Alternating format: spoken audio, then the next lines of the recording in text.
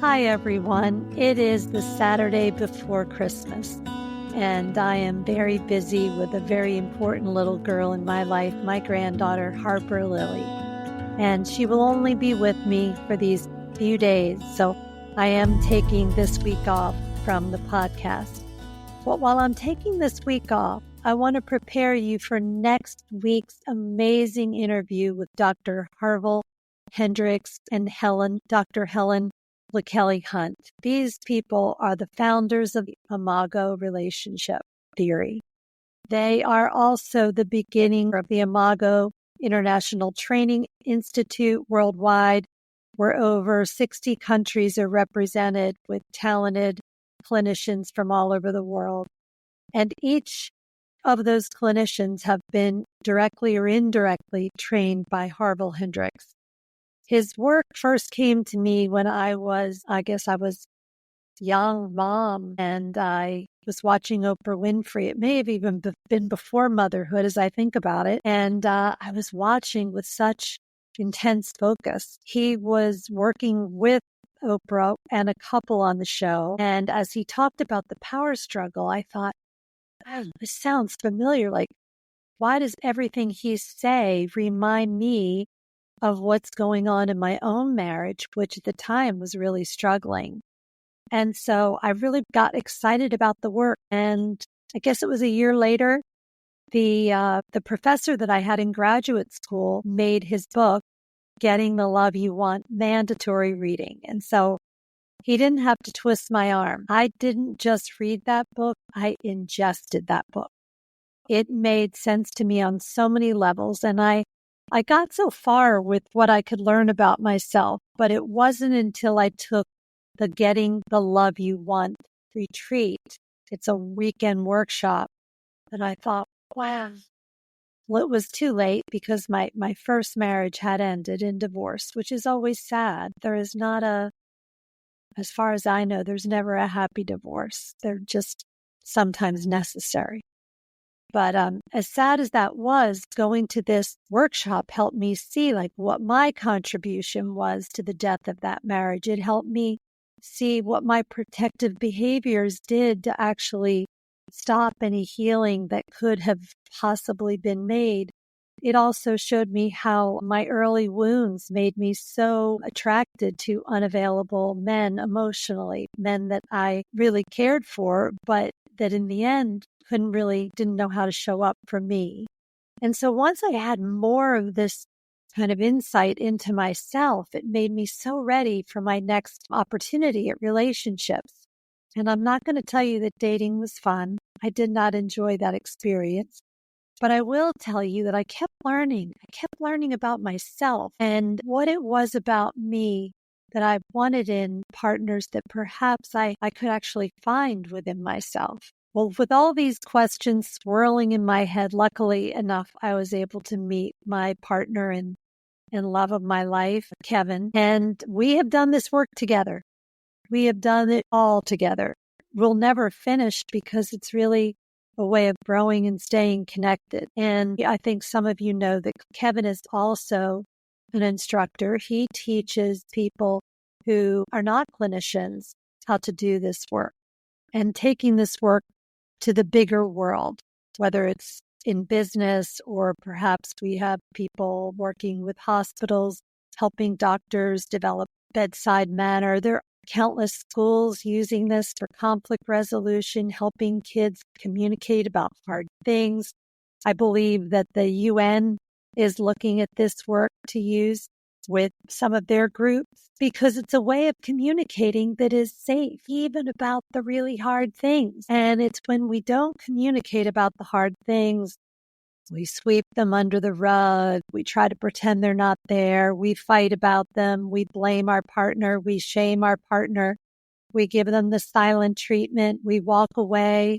We show contempt, like they're so ridiculous. When we do all these things, instead of really having a way through them, we're really damaging our relationships. And then when they end or they don't go well, we're surprised. And what this work has always offered is not only a way to, I wouldn't say prevent hurt, because hurt does happen. We're human.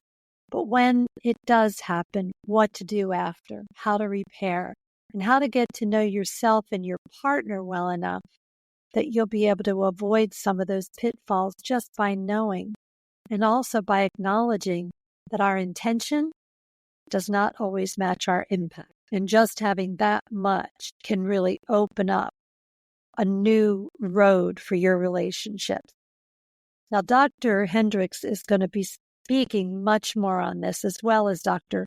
Helen LaKelly Hunt. But I wanted to prepare you this week for all that you might learn. And if some of you wanted to go ahead and get his book ahead of time before the episode, I would really highly recommend it. It's called How to Talk with Anyone About Anything.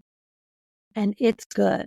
It's really good. It's not as dense. His book, Getting the Love You Find or Keeping the Love You Want, are fabulous books, but perhaps a little bit more difficult to digest. Whereas this book is so easy to read and so helpful to really start to understand yourself and your partner. It's ironic. It also helps you start to see what you're setting up with your children.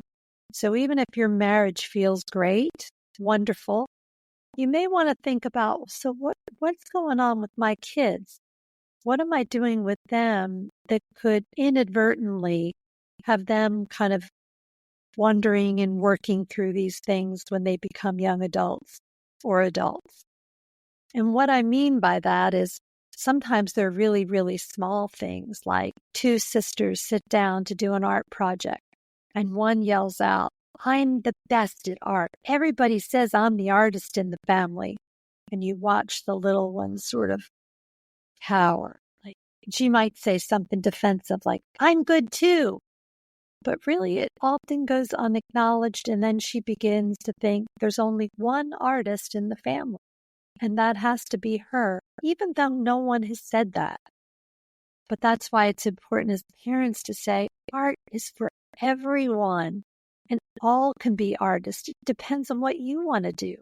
It's that simple little tweak of that conversation that opens the door that being an artist is not owned by one person in our family. And so there are small ways that you can start to make a difference within the children you raise so that when they're older and they're starting to try on relationships, they may have an easier time of it. Reminding ourselves that like nobody in the world, unless you've been very, very fortunate, has taught us the art of really how to communicate safely about hard things, really hard stuff. And then when we do hurt each other, how to repair. What is that process? What does it look like? Will I be giving up something if I say I'm sorry? If I say I'm sorry and I don't mean it, does that do more harm? All of these answers can be found in this new book. And it's pretty nice to have this full toolbox and understanding when we go into our next kind of tough situation. And we can, in that situation, have a better way of handling it. And one other thing I want to say before we go today is this idea of the giving season. And I'm going to be asking Dr. Harville Hendrix and Dr. Helen LaKelly Hunt to talk a little bit about giving in relationships. They did a beautiful lecture in Atlanta when I was down there before Thanksgiving. And it really got me thinking about the gift of time, the gift of just giving our time, being with someone, listening to their story. We do not have to know the answers. We just have to be there and listen, let them know we're listening. We can do that by obviously mirroring them. I heard you say that was really hard. I know that. Or it sounded really hard, what you went through. You can even guess at what they're feeling.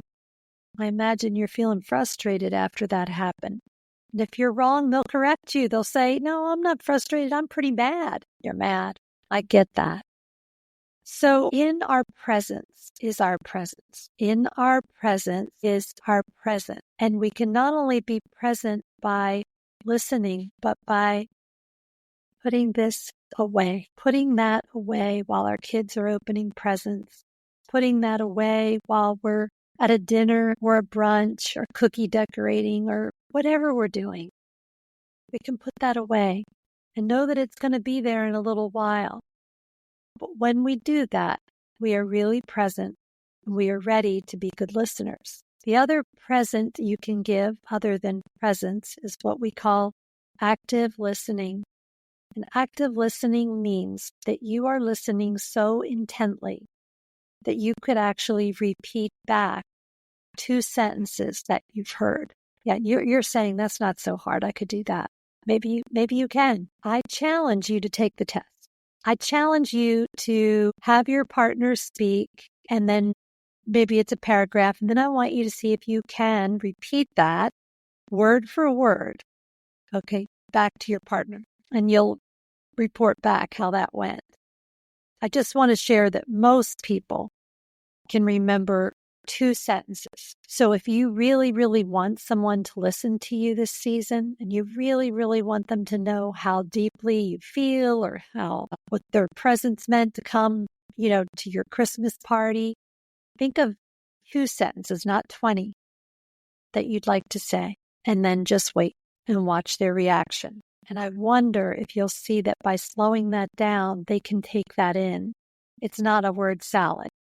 It's 2 meaningful sentences. That is another gift or present that you can give this year during the holidays. Just being present, listening actively, putting your phone down, eye contact. It's really hard to be mad at somebody looking at them in the eye. If you want to scream at your partner because the turkey's overcooked or they forgot to pick up the baby's gift, if you look at them in the eye and you take a breath, it's going to be very difficult to just scream at them because it makes them really human. And we remember that we make mistakes all the time. So bringing that compassion to your relationships this year is another beautiful present. And now I just want to leave you with the idea that we're going to get to hear from someone who created all of this with the spirit of wanting to heal the world one couple at a time. And later in his life, when he decided that he couldn't get all that done while he was here on this earth, that then he decided, hey, but maybe if I get a lot more people who aren't clinicians just doing this in a therapy room, then maybe I can help more people and reach more people so that they might experience more healing. And so he has done that. And we're very excited about his work, whether it's the clinical work or the work with facilitators and Imago educators. It's all good. So please take a moment, check out the book. The book again is called, I've read the book, How to Talk with Anyone About Anything. So Merry Christmas if I don't see you before next Saturday, and Happy Hanukkah, and have a beautiful year, whatever you're celebrating, or even if you don't celebrate. All of these presents that we're talking about are really good for all of our relationships. And when our relationships are right, we notice something different. I notice that I feel more congruent. I notice that I have less anxiety. I notice that I feel closer to the people that I love. And all of that makes for a much better day. So this is another way for us to take back our power. Remember, the whole point of this podcast is about us harnessing that power that we are given. And then once we have understanding and tools, then we can use that power to connect the ones we love and also with ourselves. So have a wonderful, wonderful time playing with some of these concepts. And I look forward to seeing you when Dr. Harville Hendrix and Dr. Helen LaKelly Hunt will be on our show on episode 315. Thanks again, everybody. Have a good one.